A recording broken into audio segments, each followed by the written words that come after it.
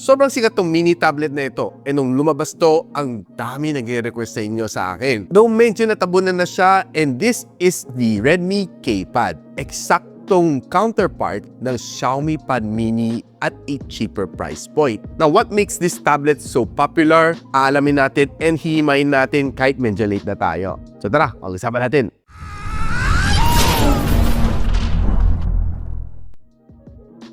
So thank you nga pala sa aking kaibigan si Rial for lending me this KPad to review. Kahit medyo nahuli na tayo ng konti, July 2025 pa lumabas to. I know this is not a new stuff, pero sobrang sulit pa rin siya until right now. This is basically a compact na tablet na sobrang daling bitbitin kahit saan. So simulan muna natin with the unboxing. Ang ganda na kanyang box, like yung mga K-series ng Redmi. Makita mo nakasulat KPad. Ayun, ulitin lang natin. KPad nga talaga siya.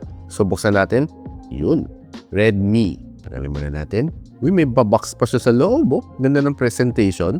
Looks decent kanyang box. Meron tayo 67 watts sa fast charging brick ni Xiaomi sa loob. A to C cable. And ang kanyang quick start guide. So buksan muna natin ito.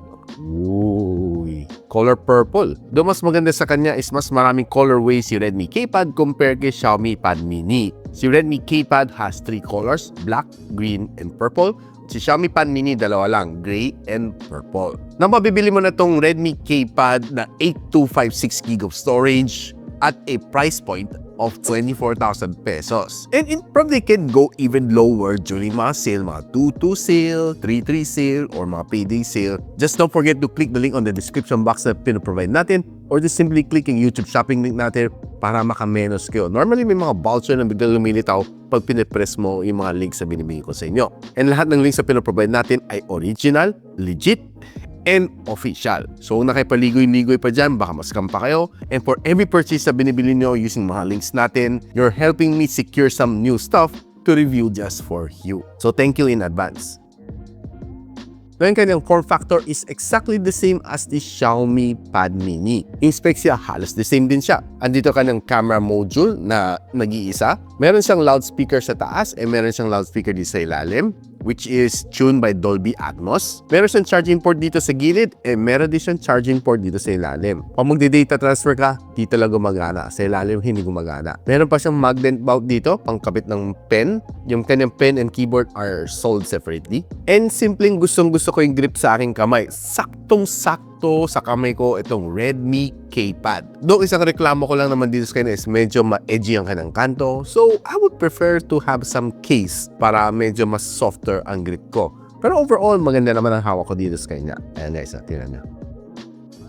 Now, when it comes to multitasking dito sa mini tablet na ito, wala kang maging problema. Lahat ng task na binigay ko dito sa kanya, mapa number crunching sa Excel, or mag-type ka sa PowerPoint, mag-chat GPT ka dito sa kanya, or you're doing some editing sa Canva, or exporting some video sa CapCut, walang problema dito sa KPad ni Redmi. Dahil, in fact, this one, sobrang powerful ng kanyang processor. Dimensity 9400 Plus. It's one of the flagship, basically, ng MediaTek. Where in fact, pag tinranslate mo to sa Antutu benchmark, 2.8 million score. Ano nakuha niya? Eh kung gusto mo makita yung mga ibang benchmark na ginawa natin dito sa tablet na ito, pakita ko na sa inyo. Now, pagdating sa kanyang battery, sobrang massive ang battery na ito. 7,500 mAh ang meron niya for a small tablet like this one. And sinamahan ba niya na 67 watts of fast charging and 18 watts na reverse charging. And in fact, guys, meron siyang bypass charging. Pero teka. Hindi tunay na bypass charging ang meron na dito. Ito, basahin niyo yung bypass charging niya, kuno. Pwede siyang magkaroon ng bypass charging, mas babagal lang ang kanyang charging, parang trickle charging lang siya. So, kayo na bahalang humusga. So, yun probably one thing na siguro naiiwan si Xiaomi sa bypass charging technology na meron na ibang brands na I hope, sana this 2026, ma-deploy na ni Xiaomi ang tunay na bypass charging sa lahat ng mga smartphones nila. Malaking tulong niyang lalo kung nag-gaming ka, it preserves your battery life or let's say battery health. Now honestly, nung ginagamit ka naman tong tablet na ito, it can last me roughly, I estimate ko 2 days on normal usage dahil makunat naman ang battery na itong tablet na ito. Basta when you're doing mostly mga normal tasks like browsing social media or just simply taking some quick calls sa Viber, walang problema dito sa tablet na ito. Tatagal talaga siya. Except kung babad na babad ka maglaro ng games, saglit lang yan, mag-charge ka na. And to further back up yung sinasabi natin na medyo makuha to battery niya, nakakuha tayo ng 17 hours and 13 minutes sa screen on time dito sa tablet na ito. And if you want to see the full spec na itong tablet na ito pakita ko na sa inyo.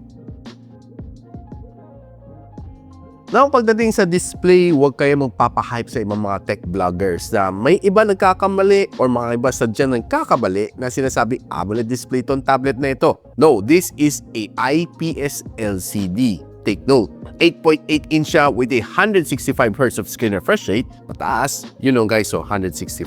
Doon medyo mababa lang ka ng brightness at a maximum of 700 nits. So meaningful you're directly under the sunlight, well, medyo mahirapan ka ng konti dito sa tablet na ito. Pero kaya lower brightness doesn't mean it will affect yung performance. Basta sa shaded area ka, maganda namang performance itong display niya. Where in fact, if you're browsing through social media, nag-enjoy naman ako sa kanya, no? Talagang pag nagbabrowse ako sa kanya, spoon na ka na experience, ha? Basta when you're having a really good internet connection, mabilis mag-load yung mga reels, mga shorts, okay na okay mag-browse dito. And one of the things na gusto ko rin dito sa kanya is to watch my favorite shows dito without having the bulk ng mga tablet, no? Like 11, 12, 13-incher. Ito for me, is just the sweet spot pagdating sa watching videos and movies. Well, admittedly, hindi siya kasing ganda ng mga AMOLED display, pero at least assured ka na hindi magkakaroon ng green screen to. Now, since itong tablet na ito is considered as cute, yung ganun size, check na natin kayo ng sounds kung cute ni nga ba siya. Malakas siya ng sound, hindi siya cute. Promise. Now, since sobrang powerful itong tablet na ito, sinabak ko rin sa dalawang games. Playing AAA games dito sa Genshin Impact and si Wuthering Waves. Now, pagdating kay Genshin Impact, I was able to achieve a 120 FPS. Though napapansin ko nang da-drop siya to 85 on most of mga heavy battles, pero pag nag-adventure naman ako, halos consistent naglalaro naman siya 117, 119, dun siya naglalaro. Pero yun lang napapansin ko, pagdating sa heavy battles, medyo nag-drop siya. Pero overall na yung gameplay, yung kanyang graphics really nice. Kasi sinagad-sagad ko rin lahat ng kanyang graphical settings dito. And I was able to max out a really good na experience sa kanya.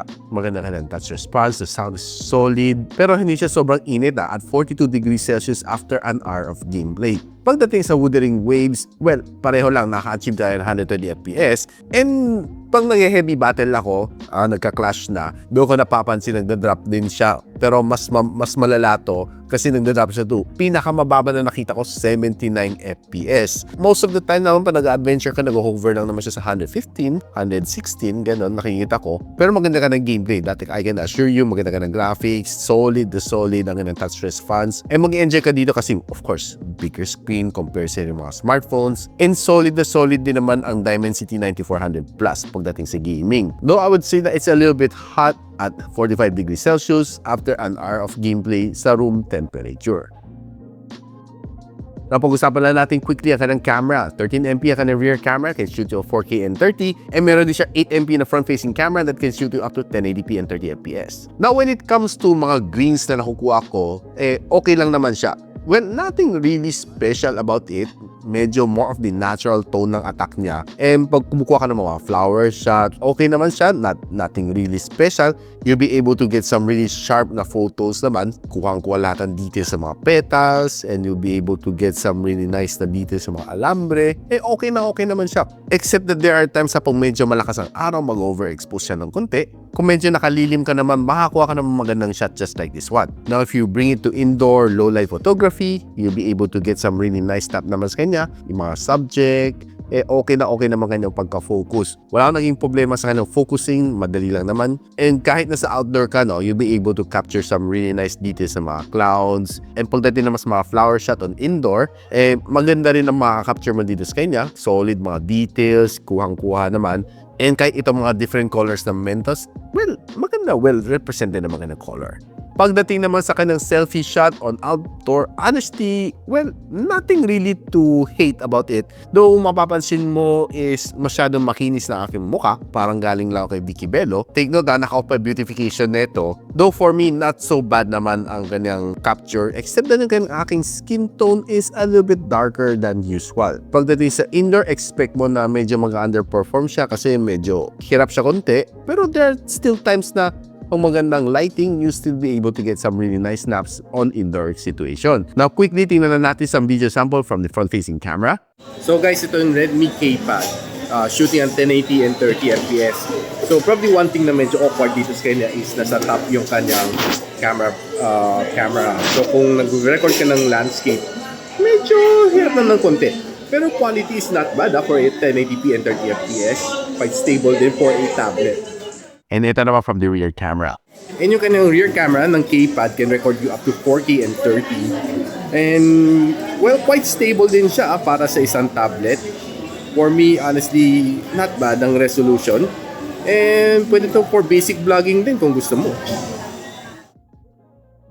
Now guys, with a price point of roughly 24,000 pesos, I think personally speaking, sobrang solid tong tablet na ito. Probably the only thing na kulang sa kanya is a SIM card slot. Siguro kung meron tong SIM card slot, this would be sobrang okay na tablet. Wala na akong ibang hanapin pa dito except a SIM card slot. Pero of course, with that limitation, you can always tether naman coming from your smartphone or mga pocket na Wi-Fi to give this one a internet reception para tuloy-tuloy lang ang trabaho. Now, at the end of the day, ano ka ba pinagkaiba nito sa Xiaomi Pad Mini? Well, one, wala siyang ads dito sa Redmi KPad. And two, you can buy a higher storage na 1TB na wala ni Xiaomi Pad Mini. Hanggang 5 mo si Xiaomi Pad Mini. And three, mas maraming color choices sa Redmi KPad. Okay, so interested kayo dito sa tablet na ito, and if you want to know kung saan nyo pwede mabili, I'll post the link on the description or just simply click yung YouTube shopping link para makabili kayo ng mga legit na sites na nire-recommend natin. And of course, don't forget to share this video sa inyong mga kaibigan ng mga karopa na naghahanap ng tablet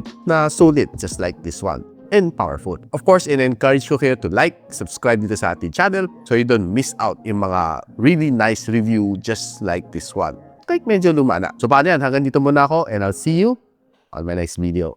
Peace out. And so, ako pala si Richmond and you're watching Gadget Sidekick. What's up? Like and subscribe to my channel. Don't forget to hit that notification bell. For one of my latest uploads, click the dito. And for one of my popular uploads, click here.